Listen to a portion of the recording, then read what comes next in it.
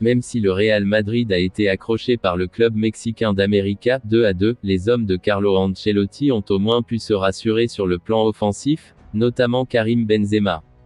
Dans la foulée d'un Barça, Juventus où Ousmane Dembélé a illuminé la rencontre, le Real Madrid affrontait de son côté le club mexicain d'América. Une rencontre qui a permis à Carlo Ancelotti de faire largement tourner son effectif, mais également à ses buteurs de se rassurer, Karim Benzema en tête. L'attaquant français du Real Madrid a en effet répondu à l'ouverture du score de Martin, 5 par un but remarquable de précision, expédiant sa frappe enroulée dans le petit filet d'un gardien mexicain impuissant après 2-1-2 avec des partenaires 22e. La suite a été une histoire de pénalty puisqu'Eden Hazard a retrouvé le chemin du but en transformant un pénalty 55e, avant qu'un autre pénalty litigieux ne permette à Fidalgo d'égaliser en fin de match 82e.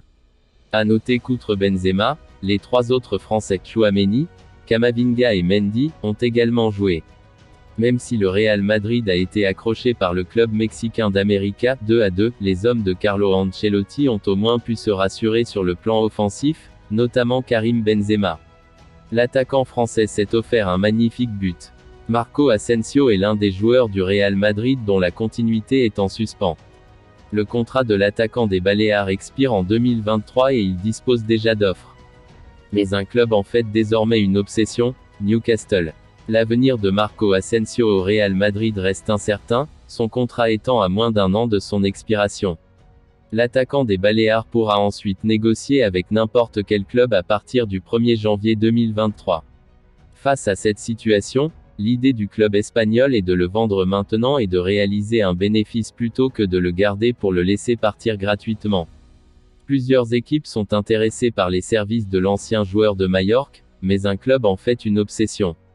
Selon AS, Newcastle s'intéresse à l'ailier et rêve de le faire entrer dans le cercle des nouveaux riches de la Première Ligue.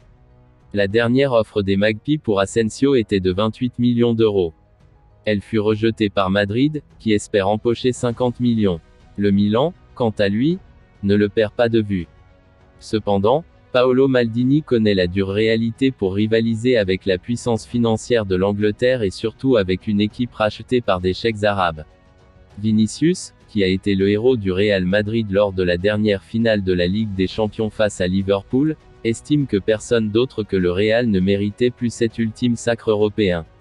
L'ailier brésilien du Real Madrid, Vinicius Junior, est revenu sur la 14e victoire de son équipe en Ligue des Champions, qui l'emmène en Supercoupe d'Europe contre l'Eintracht Francfort le 10 août à Helsinki, Finlande, et a souligné que le match retour de la demi-finale contre Manchester City au Santiago Bernabéu était le moment le plus important dans la quête du titre européen.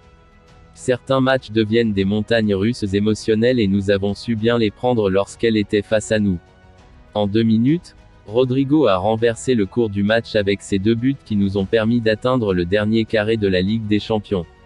C'était le moment le plus important de cette compétition, a-t-il déclaré aux médias de l'UEFA. Cela fait partie de l'ADN de ce club et de ce maillot et cela ressort toujours dans les grands matchs. Nous avons des joueurs qui savent comment affronter les matchs de la Ligue des Champions.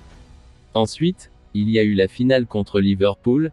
Après une saison merveilleuse, il était juste que nous la couronnions par une victoire en finale. Je joue au football depuis plus de 15 ans et disputer une finale comme celle-ci ne se présente pas tous les jours, donc j'avais à cœur de tout donner ce soir-là, a-t-il déclaré. Un match au cours duquel le Brésilien a offert le titre au Real Madrid, c'était un sentiment inégalable. Seuls ceux qui ont marqué dans ce type de match en Ligue des Champions peuvent comprendre ce sentiment.